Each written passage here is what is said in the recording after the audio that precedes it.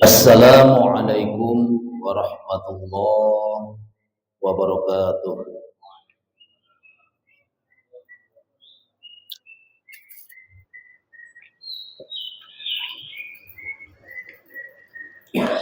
Alhamdulillahi rabbil alamin wal aqibatu lil muttaqin wala udwana illa 'alal zalimin. Asyhadu an la ilaha illallah wahdahu la syarikalah al malikul haqqul mubin. Wa asyhadu anna sayyidana wa nabiyyana Muhammadan abduhu wa rasuluhul mab'uts rahmatan lil alamin.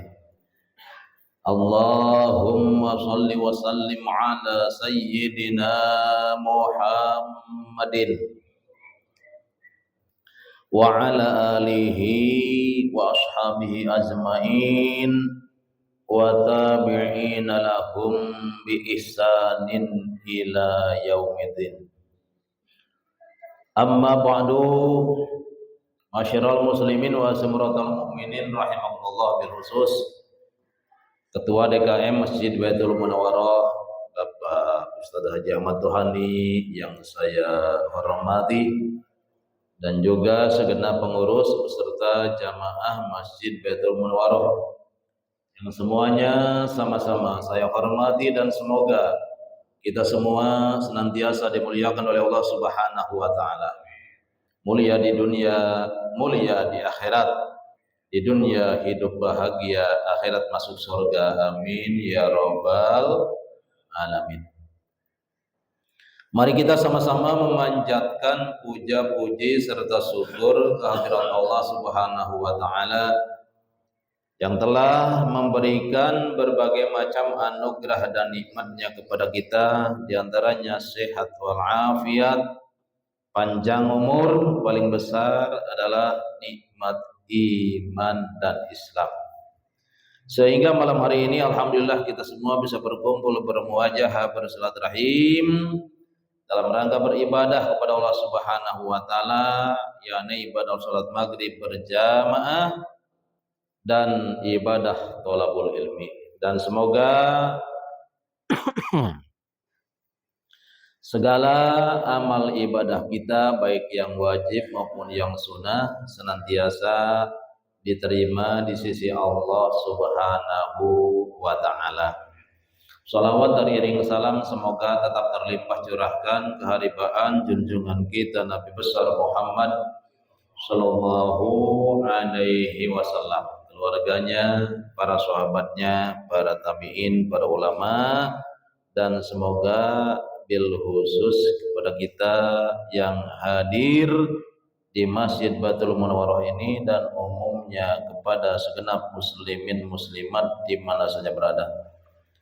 Tentunya harapan dan doa kita semoga di hari kiamat nanti kita semuanya mendapatkan syafaat, yakni pertolongan dari baginda Nabi Muhammad sallallahu alaihi wasallam. Sebagaimana biasa kita awali taklim kita dengan belajar suratul Fatihah dan juga surat-surat yang pendek yang sunnah ya. Kalau surat Al-Fatihah wajib dibaca dalam setiap rakaat ketika kita mendirikan sholat. Surat selain Fatihah itu sunnah dibaca, sunnah hayat ya, hukumnya dibaca setelah membaca suratul Fatihah pada rakaat pertama dan rakaat kedua. Adapun ketiga dan keempat itu tidak disunahkan membaca surat selain Fatihah ya. Jadi rakaat ketiga dan keempat kalau sholat zuhur, asar dan isya, nah itu hanya membaca suratul Fatihah ya, hukumnya wajib, dan tidak disunahkan membaca surat selain surat Al-Fatihah.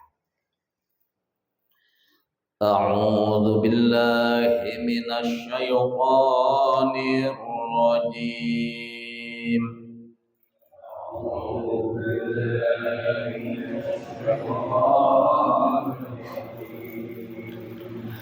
Bismillahirrahmanirrahim.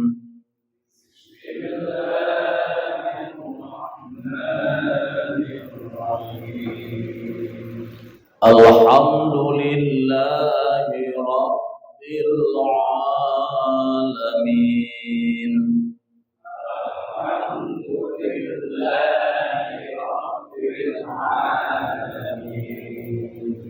Ar-Rahmanir Rahim.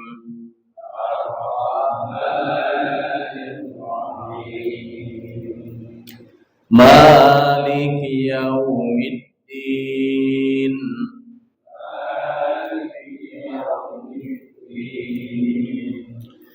Iyyaka na'budu wa iyyaka nasta'in.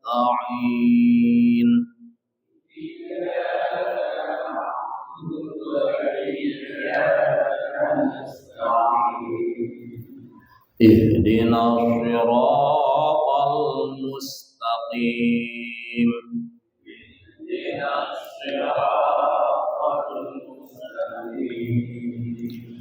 Siratal ladzina an'amta 'alaihim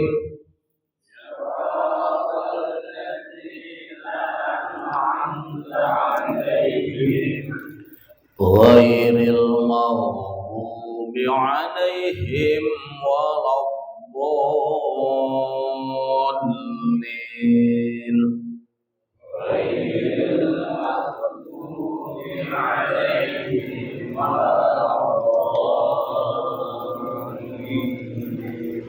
Rabbi ghfirli wa liwalidayya amin.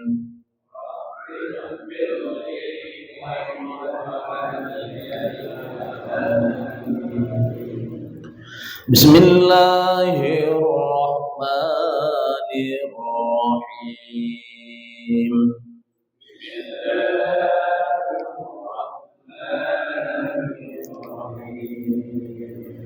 Inna a'tainakal kautsar.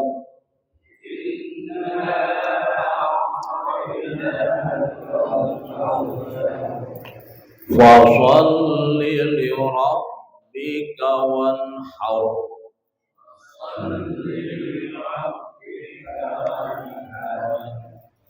Inna syani'aka huwal abtar.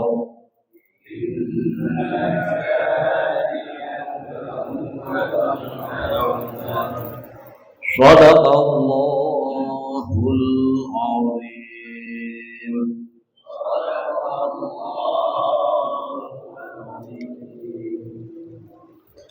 Kajian kita malam hari ini yaitu masih amalan-amalan atau perbuatan-perbuatan yang wajib dikerjakan oleh hati, ya, atau amalan hati. Yang pertama adalah urusan cinta, ya, masih tentang cinta kepada Allah dan ayat-ayatnya atau firman-firmannya, cinta kepada Rasulullah. Terus selanjutnya adalah cinta kepada para sahabat Rasul. Nah, lalu yang disebut sahabat Rasul itu siapa? Yang disebut sahabat Rasul atau sahabat Kangjeng Nabi Muhammad Shallallahu Alaihi Wasallam adalah orang-orang yang hidup sejaman dengan Kangjeng Nabi, hidup semasa dengan Kangjeng Rasul Shallallahu Alaihi Wasallam, juga beriman kepada Allah dan Rasulnya. Itu sahabat. Jadi walaupun mereka hidup sejaman dengan Rasul, semasa dengan Kangjeng Nabi Sallallahu Alaihi Wasallam, tetapi tidak beriman kepada Allah dan Rasulnya, itu tidak dinamakan sahabat. Lalu sahabat itu ada berapa? Ada dua, ya, ada dua golongan. Yang pertama adalah sahabat muhajirin. Lalu sahabat muhajirin itu dari mana atau siapa? Yang disebut sahabat muhajirin adalah orang Mekah. Ya, sahabat Rasul yang asalnya dari Mekah al-Mukarramah. Nah, itu namanya sahabat muhajirin. Bahasa kitanya apa muhajirin? Bahasa kitanya adalah orang-orang yang berhijrah. Itu muhajirin. Hijrah ke mana? Hijrah dari Mekah al-Mukarramah ke Madinah al-Munawwarah yang jaraknya katanya itu 500 kilo. Betul nggak? 500 kilo katanya itu. Dari Mekah al-Mukarramah ke Madinah atau antara Mekah al-Mukarramah dengan Madinah al-Munawwarah, nah itu jaraknya 500 kilo. Ya, kalau dari Jakarta kira-kira Surabaya kali ya.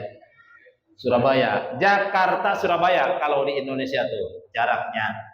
Nah, dahulu ketika Rasulullah diperintahkan oleh Allah Subhanahu wa taala untuk berhijrah ke Madinah, ya Rasulullah hijrah. Ya, jadi Rasul berhijrah ke Madinah bukan karena takut kepada Abu Jahal, Abu Lahab dan juga abu-abu yang lainnya, tapi Rasul hijrah itu adalah atas perintah Allah Subhanahu wa taala. Tuh, ya. Lalu para sahabat yang berhijrah karena perintah Allah mengikuti Rasulullah SAW dari Mekah ke Madinah itu dinamakan sahabat muhajirin. Ingat ini ya. Jadi artinya orang-orang yang berhijrah, orang-orang yang berpindah bahasa kitanya. Yang kedua adalah sahabat Ansor. Siapa itu sahabat Ansor? Sahabat Ansor adalah orang-orang Madinah, ya, sahabat Rasul, orang yang hidup sezaman dengan Rasulullah SAW dan beriman kepada Allah dan Rasulnya yang berasal dari Madinah. Ansor artinya apa? Menolong. Ya. Jadi Ansor bahasa Arab. Bahasa kitanya apa sih Ansor? Sahabat-sahabat yang menolong sahabat muhajirin. Jadi sahabat muhajirin dari Mekah yang berhijrah atau yang berpindah ke Madinah, nah itu ditolong oleh siapa? Oleh sahabat-sahabat yang berada di Madinah. Masya Allah luar biasa, ya, ditolongin apanya? Semuanya ditolong. Ekonominya ditolong. Terus yang belum punya istri dikasih istri, ya, dikasih wanita untuk dinikahi. Itu semuanya. Nah, itu luar biasa ya. Saling mencintai, saling bantu-membantu antara sahabat muhajirin dengan sahabat Ansor. Bahkan yang tidak punya tanah juga itu kan dikasih tanah oleh sahabat Ansor. Ya. Sahabat muhajirin kan namanya hijrah, nah itu masya Allah orang asing namanya, alias mumbara kata orang Sunda, ya, merantau. Nah itu orang-orang perantau dari Mekah ke Madinah, nah itu difasilitasi oleh orang-orang Madinah. Nah dikasih tanah dan sebagainya. Yang tidak punya usaha, yang bisa usaha panen usaha dikasih modal untuk usaha. Ya, tidak, orangnya pandai berdagang, pandai berniaga tapi tidak bisa modal, dikasih modal oleh orang-orang Madinah, oleh sahabat Ansor. Nah, ini sangat luar biasa. Ya, tolong menolong, bantu membantu antara sahabat muhajirin dengan sahabat Ansor. Tuh. Lalu kita sekarang bagaimana? Antara orang-orang beriman, antara orang-orang Islam terutama sekali ya, yang seagama, kita pun dianjurkan oleh Allah, diperintahkan oleh Allah Subhanahu wa taala supaya kita saling tolong menolong, saling bantu membantu. Bagaimana firman Allah Subhanahu wa taala, qala ta'ala wa ta'awanu 'alal birri wat taqwa wa la ta'awanu 'alal itsmi wal udwan. Wallahu lam yuradi, yang artinya wa ta'awanu, dan tolong menolonglah kamu, saling membantulah kamu, 'alal birri wat taqwa, dalam urusan kebaikan, dalam urusan berbuat baik, wat taqwa, dan di dalam masalah bertakwa kepada Allah Subhanahu wa taala. Dan janganlah kamu semuanya saling tolong menolong, alal ismi wal udwan, di dalam urusan perbuatan yang mengandung dosa, perbuatan maksiat, perbuatan munkarat, apalagi perbuatan murtad dan kufur kepada Allah. Nah itu jangan, ya, sekali-kali jangan, kata Allah.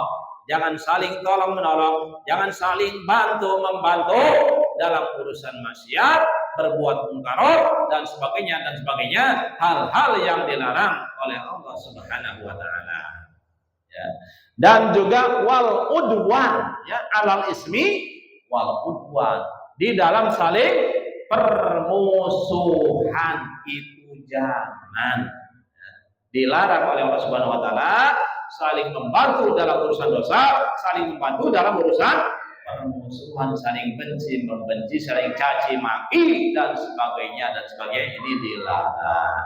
Ya, yang dianjurkan oleh Allah, yang diperintahkan oleh Allah untuk saling bantu membantu, saling tolong menolong hanyalah dalam urusan berbuat baik, urusan amal soleh, urusan kebaikan, urusan pengajian. Nah ini harus kompak, saling bantu membantu, saling tolong menolong, urusan sholat berjamaah, urusan memperbaiki masjid, ya, meramaikan masjid dengan sholat jamaah, dengan majelis taklim. Nah ini harus diramaikan, ya, itu namanya kita harus tolong menolong. Ini diperintahkan oleh Allah Subhanahu wa taala supaya kita saling dukung mendukung, bantu membantu, tolong menolong dalam urusan kebaikan. Salah satunya adalah meramaikan masjid, memakmurkan masjid dengan sholat berjamaah, dengan diadakannya majlis taklim, dan jangan hanya diadakan majlis taklim tapi tidak hadir, ya. Di samping harus mengadakan majlis taklim setiap masjid, setiap mushola, juga kita sebagai jamaah harus hadir, ya, harus menghadiri setiap majlis taklim atau setiap diadakannya tholabul ilmi, majlis ilmu di masjid kita ini, ya, atau di masjid-masjid yang lainnya, tergantung kita jamaah masjid mana. Nah itu harus seperti itu. Itu namanya berarti mendukung kebaikan. Ya, itu namanya berarti mendukung keimanan dan ketakwaan kepada Allah Subhanahu wa taala. Ya, tapi ini kenyataannya Masya Allah, ya, kalau dalam urusan kebaikan, dalam urusan takwa, nah ini berat rasanya, gitu kan? Tidak seperti dalam urusan maksiat nih. Kalau dalam urusan maksiat enteng sekali kita, ringan sekali kita.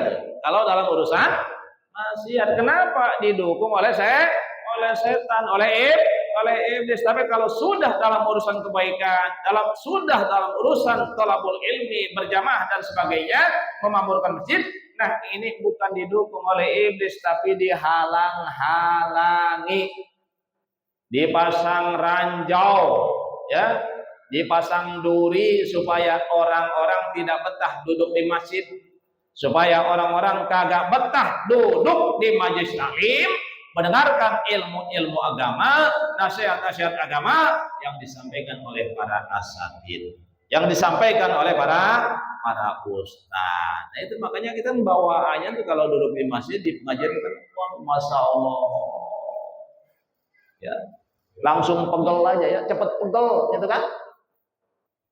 Jadi ingin buru-buru selesai, ingin buru-buru keluar, jangankan berjam-jam, setengah jam saja kita duduk di majelis taklim, nah itu sudah agak kuat. Ya, coba kita duduk ya sambil ngeliatin goyang dompet umpamanya kan. Ya, sambil nonton umpamanya hiburan dangdut atau musik-musik dan sebagainya, itu kita betah rasanya. Iya, betah melotot mata kita. Jangankan sejam, bahkan beberapa jam kita kuat. Bahkan satu malam suntuk juga kadang-kadang kuat. Ya, apalagi dibawa judi umpamanya.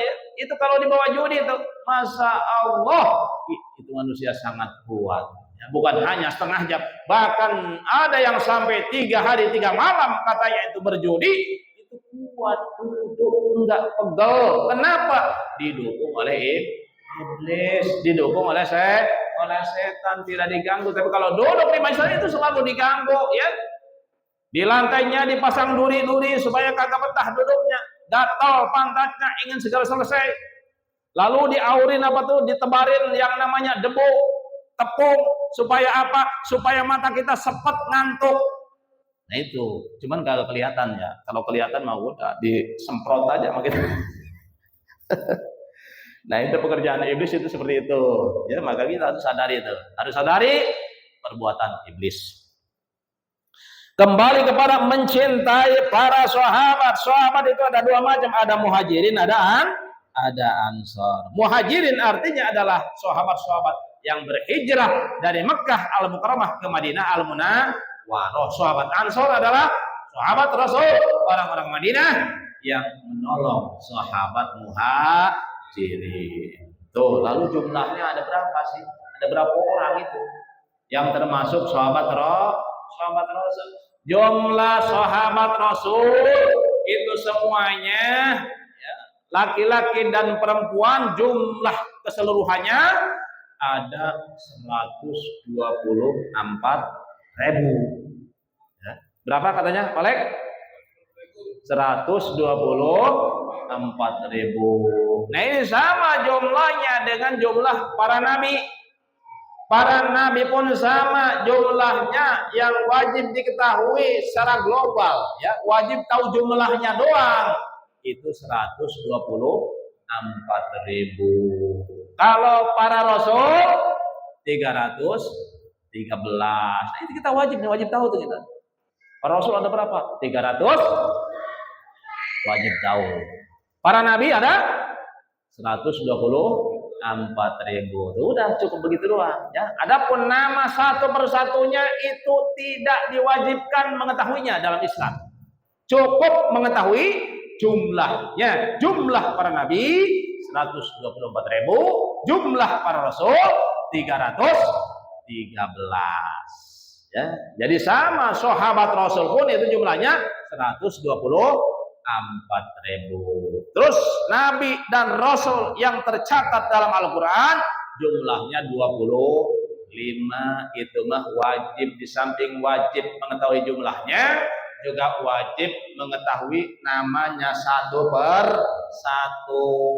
Nabi Adam, Idris, Nuh, Hud, Saleh, Ibrahim, Lut, Ismail, Ishak, Yakub, Yusuf, Ayub, Su'eb, Harun, Musa, Ilyasa, Dzulkifli, Daud, Sulaiman, Ilyas dulu, Ilyas, Yunus, Zakaria, Yahya, Isa, Muhammad sallallahu alaihi wasallam. Nah itu wajib satu persatu kita mengenal namanya. Nama para nabi dan rasul yang tercatat di dalam Al-Quran. Lalu nama para sahabat yang 124.000, apakah kita diwajibkan mengenal satu persatunya? Nah ini enggak diwajibkan. Tapi seyogianya kita orang beriman, ya minimal sahabat 4 itu kenal. Abu Bakar, Siddiq, Umar, Utsman, Ali radhiyallahu anhu. Nah itu minimal, kan? Nah, jadi jumlah para sahabat 124.000. 4.000. Nah, lalu sahabat yang paling utama itu siapa? Itu khalifah pertama ya. Jadi kalau ada pertanyaan sahabat Rasul yang paling utama itu siapa? Itu sesuai dengan susunan khalifah ya sampai keempat kan. Khalifah itu bahasa Arab, bahasa kitanya apa? Pengganti. Khalifah artinya pengganti. Pengganti siapa? Pengganti Rasulullah Shallallahu Alaihi Wasallam untuk mendakwahkan, menyampaikan tabligh agama Islam, tablighul Islamiyah. Ya, nah itu bahasa Arabnya khalifah, bahasa kitanya pengganti Rasulullah. Yang pertama siapa?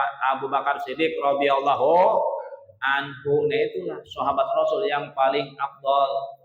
Sahabat Rasul yang paling utama. Yang kedua adalah Umar bin Khattab radhiyallahu anhu. Yang ketiga Utsman bin Affan radhiyallahu anhu. Yang keempat adalah Ali bin Abi Thalib karamallahu wajhah. Atau radhiyallahu anhu pun enggak masalah ya, boleh karamallahu wajhah, boleh radhiyallahu anhu, silahkan ya. Itu radhiyallahu anhu bahasa kitanya apa sih? Bahasa kitanya radhiyallahu anhu, Allah telah meridhoi mereka. Allah telah meridhoi Abu Bakar, ridho kepada Umar, ridho kepada Utsman, ridho kepada Ali. Itu arti daripada radhiyallahu anhu. Kenapa mereka semuanya beliau-beliau ini diridhoi oleh Allah Subhanahu wa taala? Ya karena mereka pun ridho terhadap qada dan qadarnya Allah, ridho terhadap hukum Allah. Ya enggak seperti kita nih. Ya kalau kita kadang-kadang memang yakin ini adalah qada dan qadarnya Allah yang terjadi di dunia ini ya, maupun yang sudah terjadi, yang sedang terjadi, yang akan terjadi, itu tidak lepas daripada qada dan qadarnya Allah Subhanahu wa taala, termasuk yang terjadi pada diri kita. Bahkan termasuk rukun iman yang ke-6, yaitu iman kepada qada dan qadar, khairihi wa syarrihi minallahi ta'ala. Nah itu ya, cuman kita ini kebanyakan kita sih beriman kita kepada qada dan qadarnya Allah, baik yang baik maupun yang buruk, itu semuanya adalah dari Allah. Cuman ketika kita mendapat qada yang baik sih bisa jadi kita ridho ya, kita rela. Ketika kita mendapat takdir yang baik ya, takdir untung, takdir sehat umpama, takdir lancar, usaha lancar, bisnis lancar, itu kan semuanya takdir Allah. Dalam urusan itu semua ya mungkin kita bisa ridho, bisa rela. Tapi kalau sudah yang tidak baik, umpamanya takdir penyakit, takdir sakit, takdir bencana, takdir musibah, takdir kerugian, kehilangan dan sebagainya ya, yang tidak enak terhadap hati kita. Nah, apakah kita bisa ridho terhadap takdir-takdir yang demikian? Apakah hati kita bisa rela ketika menghadapi takdir penyakit, takdir musibah, bencana dan sebagainya? Itu pertanyakan pada diri kita, hati kita, tanyakan hati kita masing-masing. Ketika kita mendapat takdir penyakit umpamanya kan, Masya Allah, musibah, bencana, kita percaya, yakin bahwa semuanya adalah qada dan qadarnya Allah. Tapi hati kita bisa enggak menerima, ridho tidak menerima takdir yang demikian. Tuh, juga hukum Allah, undang-undang Allah, syariat Allah. Nah itu kita wajib ridho. Yang pertama kita wajib ridho terhadap qada dan qadarnya Allah, baik qada dan qadar yang baik maupun qada dan qadar yang buruk, khairihi wa syarrihi minallahi ta'ala. Kita bukti tidak boleh hanya percaya doang Ya, tidak bisa hanya beriman doang terhadap qada dan qadarnya Allah, khairihi wa syarrihi ta'ala, tapi di samping kita beriman, di samping kita percaya, di samping kita yakin bahwa semuanya adalah qada dan qadarnya Allah, juga kita harus ridho, hati kita harus rela. Nah, ini yang berat, ridho yang berat. Tadi sudah dikatakan, kalau kita ditakdirkan beruntung, ditakdirkan sehat, ditakdirkan kaya, yang mungkin itu mudah untuk ridho hati kita, kan? Tapi ketika kita ditakdirkan miskin, ditakdirkan melarat, ya, usaha rugi melulu, nah, apakah hati kita bisa ridho? Jawabannya bisa, tidak bisa. Nah, ini wajib ridho. Bisa, tidak bisa, wajib rela. Ya, seperti halnya para sahabat Rasul mendapat gelar dari Allah radhiyallahu anhum, luar biasa. Ya, karena beliau-beliau ini samping ridho terhadap qada dan qadarnya Allah, rela terhadap qada dan qadarnya Allah, juga ridho terhadap hukum-hukum Allah, terhadap agama Allah, yakni agama Islam. Ya, kita pun wajib ridho terhadap undang-undang Islam, terhadap aturan Islam. Artinya ridho, ya, ketika kita melanggar aturan Islam, nah kita harus merasa, harus sadar dalam hati, ya Allah, saya sadar bahwa ini adalah dilarang, bahwa ini adalah dosa, ya Allah, tapi saya masya Allah nggak mampu untuk mengendalikannya, ya Allah. Harus seperti itu. Nah, itu namanya ridho, ya. Walaupun kita melakukan maksiat, tapi memang kita ridho terhadap hukum Allah. Kita merasa, kita sadar bahwa kita berbuat dosa. Jangan sampai, wah ini mah nggak apa-apa, atau menghalalkan. Ya, jangan sampai menghalalkan yang dilarang oleh Allah. Jangan sampai membolehkan hal-hal yang haram, itu jangan. Ya, walaupun kita melakukannya, jangan sampai menghalalkan. Nah, ini mau umpamanya mentang-mentang kita melakukannya, tidak tahan, ya, untuk mengendalikannya, tidak kuat untuk mengendalikannya, lalu kita halalkan. Nah, ini murtad. Kalau kita seperti ini, murtad hukumnya, naudzubillah, keluar dari agama Islam. Harus membaca syahadat kembali, asyhadu an la ilaha illallah wa asyhadu anna muhammadar rasulullah. Nah, itu obat murtad. Ya, jadi obatnya murtad adalah membaca 2 kalimat syahadat. Tuh ya, masya Allah, luar biasa. Tuh ya, para sahabat. Ya. Bahkan manusia yang paling utama nih, manusia yang paling utama setelah golongan para nabi, setelah golongan para rasul adalah para sahabat Nabi. Para sahabat Nabi yang paling afdal Abu Bakar, terus Umar, Utsman, Ali, terus ya kepada orang yang 10 yang dijanjikan dengan surga, ya sahabat Nabi yang 10 orang, kan? Yang sudah dijamin masuk surga, terus berturut-turut. Nah, lalu setelah sahabat siapa? Ranking kedua siapa setelah sahabat Nabi? Ranking kedua adalah para tabi'in. Nah, tabi'in itu siapa sih tabi'in? Tabi'in adalah orang yang hidup sejaman dengan para sahabat Nabi. Itu namanya tabi'in. Hidup semasa dengan para sahabat Nabi, namanya tabi'in. Ranking ketiga siapa? Yaitu tabi'in. Tabi'in itu artinya mengikuti, gitu kan. Bahasa kitanya mengikuti. Orang-orang yang mengikuti para sahabat Nabi, gitu kan, yang hidup sejaman dengan para sahabat Nabi. Tabi'in, orang-orang yang hidup sejaman dengan tabi'in. Tuh. Terus tabi'in contohnya siapa? Nah, itu madhab yang 4, imam madhab yang 4. Nah, itu tabi'in namanya.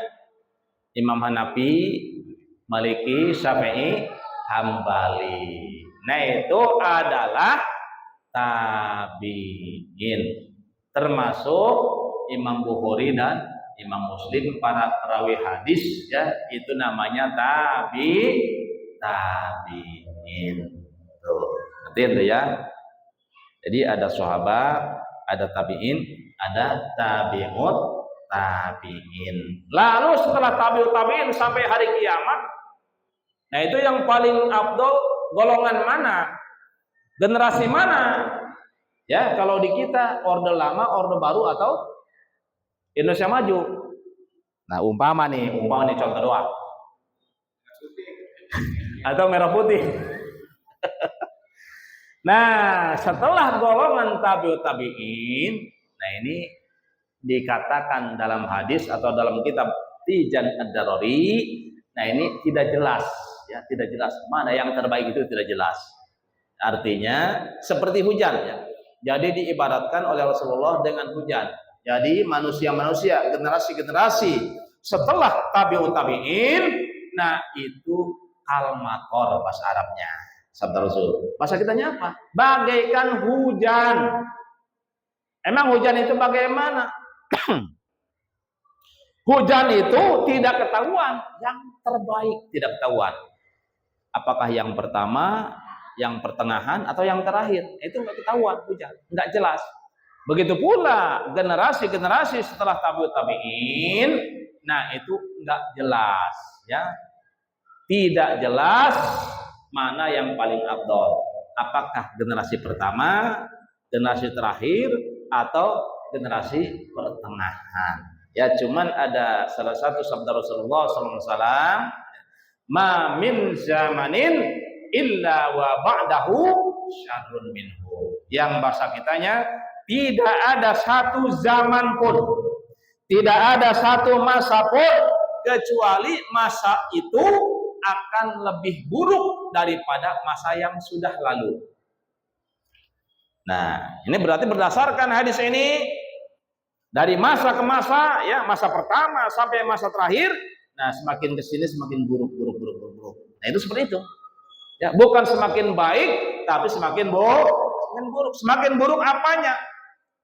Tentang agamanya. Ya, semakin buruk tentang keimanannya.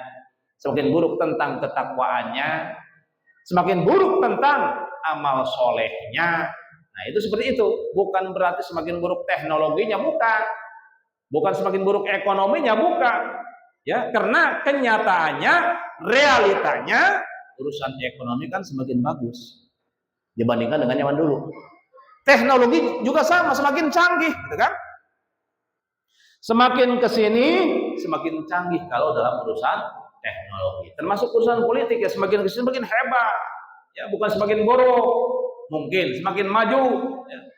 Politik, ekonomi, dan juga teknologi mah itu semakin maju. Yang disebutkan semakin buruk di sini adalah urusan akidah, urusan ibadah. Nah itu yang semakin buruk, ya. Nah, itu yang kenyataannya memang seperti itu. Kalau dulu dalam urusan ekonomi, dalam urusan teknologi, nah itu kenyataannya memang semakin maju alias semakin baik, semakin canggih. Tuh, hadirin kaum muslimin rahimakumullah. Nah, di sini kenapa kita wajib mencintai para sahabat Rasul? Karena ada salah satu hadis Rasul, ya, dalilnya hadis Rasul. Liqaulihi sallallahu alaihi wasallam, Allah bi ashabi la tattakhiduhum ghardan faman ahabbahum fabi hubbi uhibbuhum. Nah, waman abghadahum fabi bughdi abghadahum, waman adahum faqad adani, waman adani faqad adallaha, waman adallaha yusiku ayakhudhahu ayakhudhahu. Nah, sampai di situ hadisnya, ya. Yang bahasa kitanya Allah takutlah kamu kepada Allah, takutlah kamu kepada Allah, sabda Rasul. Bi ashabi, dalam urusan sahabat-sahabatku, janganlah mereka dijadikan hanya sasaran, janganlah dijadikan sasaran. Terus barang siapa yang mencintai sahabatku, mencintai mereka, maka dengan sebab cintaku aku akan mencintainya, gitu kan? Jadi artinya siapa saja orangnya yang mencintai para sahabat Rasul, maka akan dicintai oleh Rasul. Dan barang siapakah yang membenci para sahabat Rasul, maka akan dibenci oleh Rasul, dimurkai oleh Rasul. Dan barang siapa yang menyakiti mereka, menyakiti para sahabat Rasul, maka sesungguhnya dia telah menyakitiku, kata Rasul. Dan barang siapa yang menyakitiku, maka dia sama dengan menyakiti Allah. Dan barang siapa yang menyakiti Allah, maka dia akan disiksa oleh Allah. Ya, itu seperti itu. Berarti kalau kita cinta sahabat, berarti kita cinta Rasul dan akan dicintai oleh Rasul.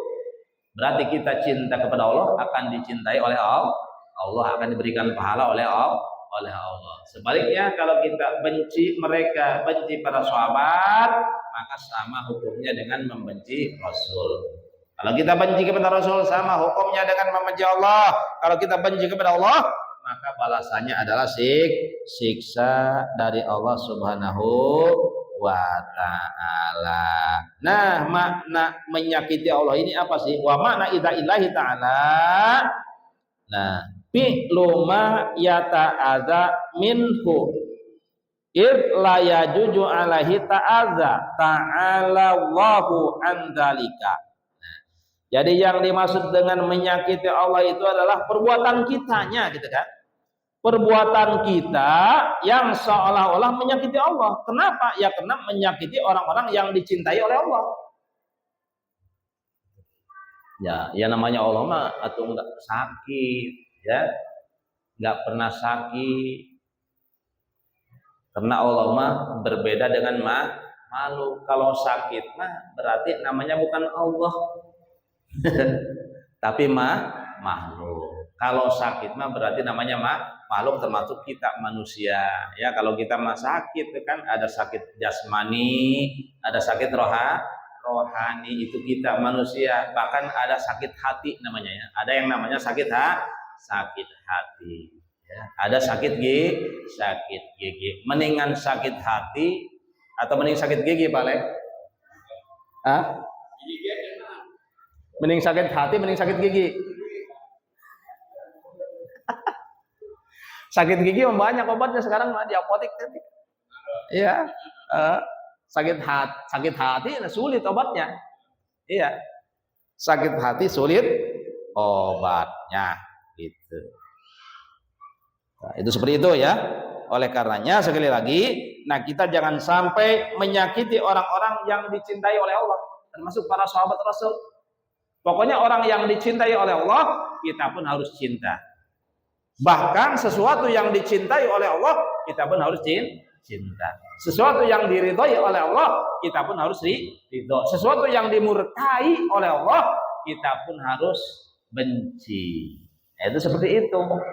Ya, Allah membenci iblis, kita pun harus benci kepada iblis. Cuman cara benci iblis itu jangan sampai mengikuti ajakannya. Nah itu. Membenci iblis itu jangan sampai kita ikuti ajakannya. Apa ajakannya? Kufur, maksiat, murtad. Nah itu ajakan iblis. Jangan kita ikuti. Nah itu berarti kita namanya membenci iblis. Allah murka kepada kemaksiatan, kemungkaran. Kita pun harus benci pada kemungkaran dan kemaksiatan, kekufuran, termasuk kemurtadan. Jangan ridho kita, ya. Lalu bagaimana kalau orang yang maksiat? Apakah kita harus benci kepada orang yang maksiat? Kepada orangnya jangan.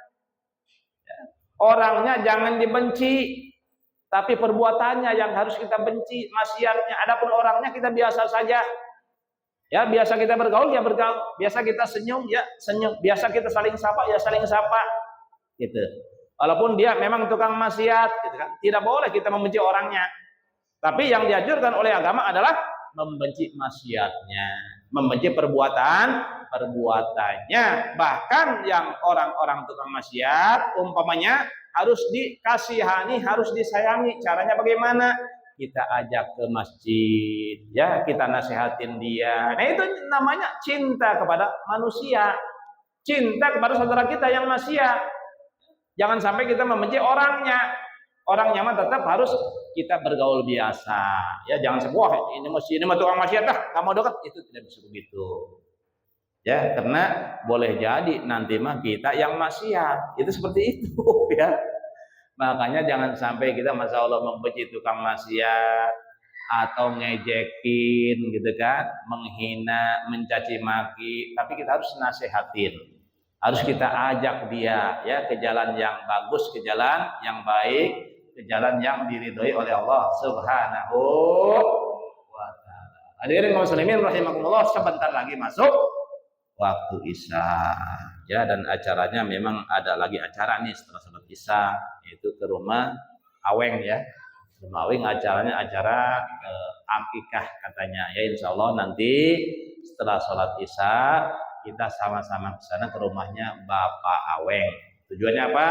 Menghadiri undangan beliau, yaitu beliau pernah mengadakan acara syukuran akikah mungkin anaknya yang baru lahir ya, 40 hari. Nah, insya Allah kita ke sana, dan sambil menunggu waktu Isya ya, barangkali ada yang perlu ditanyakan sekitar tema atau di luar tema, silahkan ditanyakan.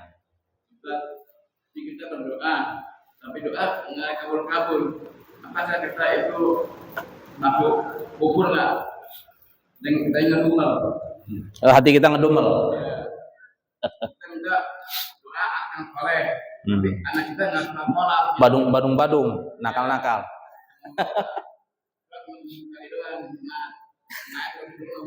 Ada yang setahun sekali, 2 kali ya, sholat lebaran doang. Nah, ya ketika kita berdoa kepada Allah Subhanahu wa taala, kan dalam janji Allah dan Rasulnya, setiap orang yang berdoa itu pasti diijabah, dikabulkan. Gitu kan? Nah, itu yang pertama. Yang kedua kan kata Allah apa? Ud'uni astajib lakum, itu janji Allah.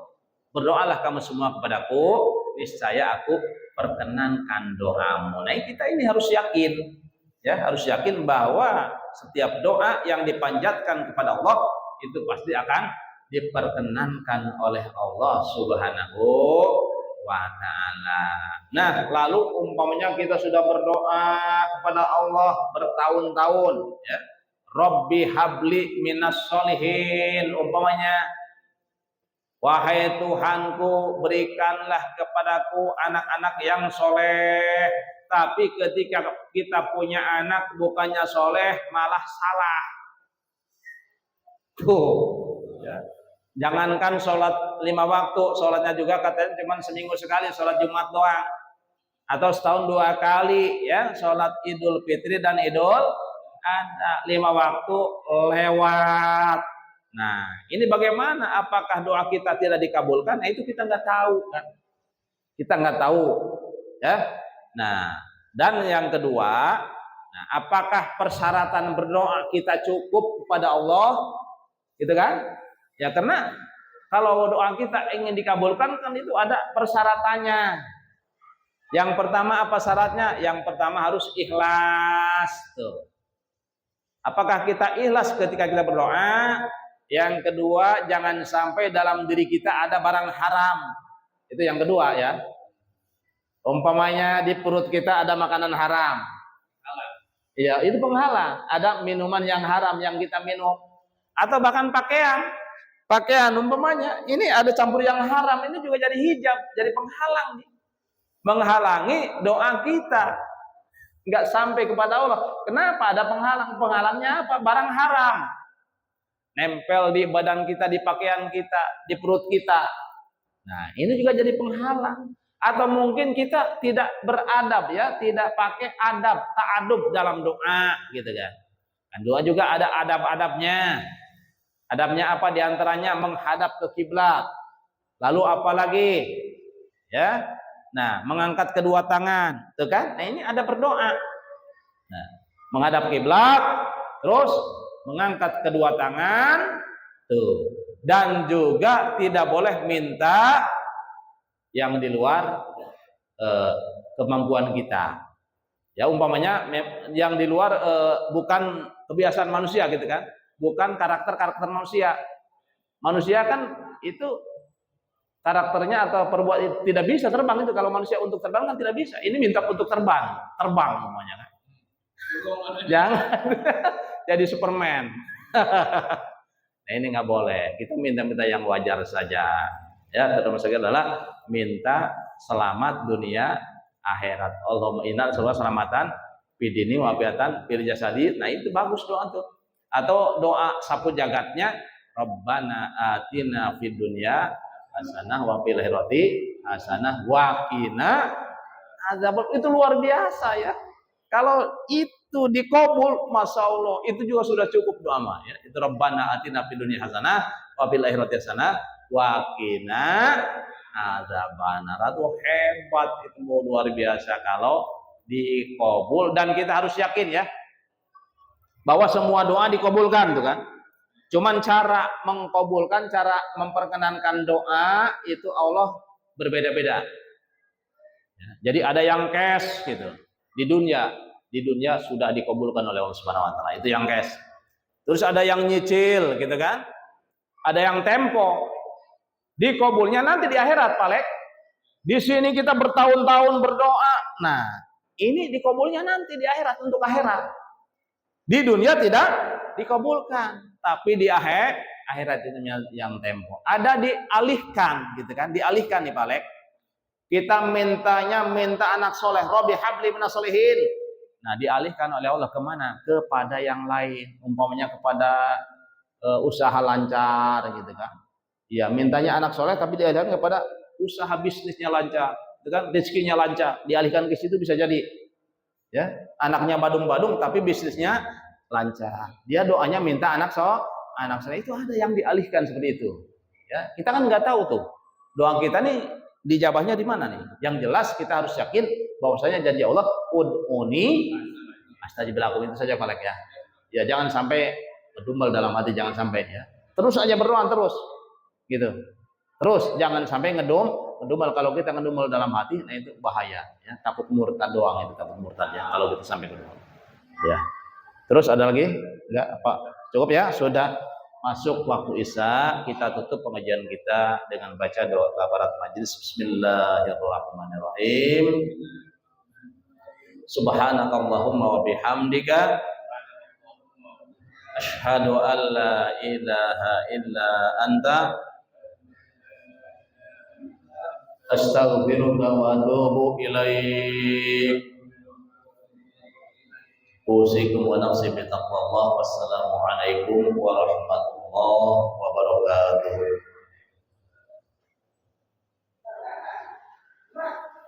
Bismillah. Ya Allah.